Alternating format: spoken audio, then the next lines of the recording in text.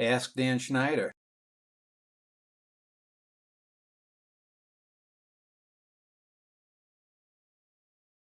On this Ask Dan Schneider bit, I'm answering a question that I've gotten from many sources. Basically, um, why in a lot of my videos, whether they're my Dan Schneider video interviews or these Ask Dan Schneiders or the Dan Schneider files or the Dan Schneider onlines, why do I not correct some of the errors that I make?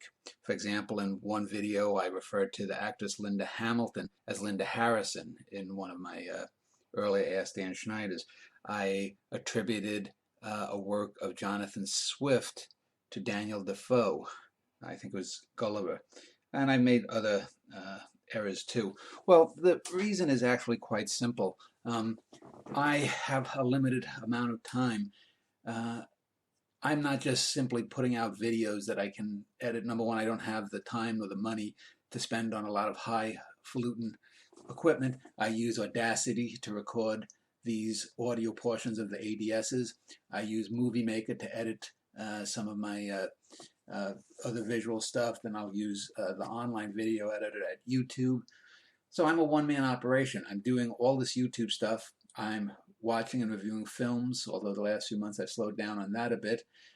I'm writing my own creative works. For example, I'm finishing up the 36th book that I've done since 2004, my first Western, a great Western. I do that. I look at emails, 2,000 plus a week, and then I have my other stuff. In recent month or so, I've had some personal downturns in terms of my work efforts and whatnot. So I've had to do a lot of other things. Plus, I've had to do the typical stuff like running errands, doing chores around the house. I have a wife. I have 4 cats that I love and take care of. And, these things sap your time. So uh, I'm not going to go back and do that all the time. I did yesterday do an Ask Dan Schneider debate with 2 guys arguing about the worth of Ray Kurzweil, the inventor and scientist.